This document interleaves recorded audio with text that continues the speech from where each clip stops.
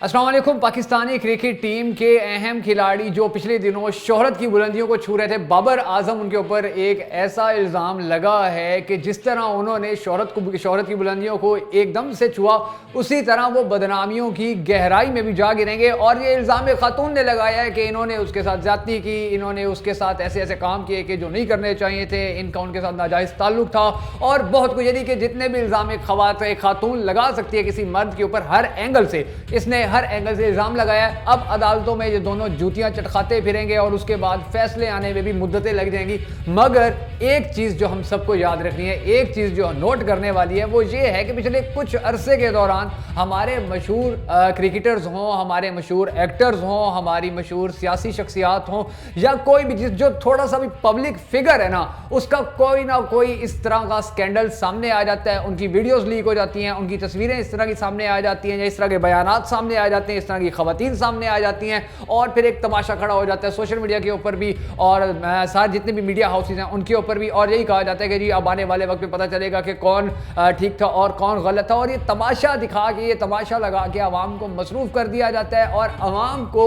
ये सोच भी आवाम को नहीं आती है फिर कि ये जो मुसलसल एक तसलसल के साथ ये वाकयात जो हैं ये बढ़ते चले जा रहे हैं, तो आखिर इसकी वजह क्या है, आखिर इसके पीछे जो चीज़ें हैं, जो असबाब हैं, वो क्या है। सबसे बड़ी और पहली बात नाजरीन जो आपने भी याद रखनी है, मैंने भी याद रखनी है और हम सब ने याद रखनी है कि अब मोबाइल जब से आम हुआ है, सोशल मीडिया जब से आम हुआ है, उसके बाद से जो हमारे छोटे छोटे बच्चों के हाथ में मोबाइल्स हैं ना, और छोटे छोटे बच्चे जो हैं वो तस्वीरें खींच के अपलोड कर रहे होते हैं या वो टिकटॉक बना रहे होते हैं, तो उसके बाद इन्वायरमेंट ऐसा बन चुका है कि अब ये कोई बईद नहीं है कि इस तरह लड़के और लड़की का ताल्लुक बन जाए और इस हद तक चला जाए। और दूसरी जानिब लाहौर जैसे शहर के अंदर इस तरह के बहुत सारे वाकयात पहले भी सामने आते रहते हैं, बहुत सारे लड़कों के हवाले से भी वाकयात सामने आते हैं, बहुत सारी खवातीन के हवाले से भी वाकयात सामने आते रहते हैं। तो अब बड़ा कंफ्यूजन है, जितने स्कैंडल्स अब इस कौम के आ चुके हैं और जितनी स्पीड से आ चुके हैं, तो अब अवाम मुकम्मल तौर पे कंफ्यूज है कि अब लड़का गुनाहगार है या लड़की गुनाहगार है, या इल्जाम कौन लगा रहा है, या सच्चा कौन है या झूठा कौन है।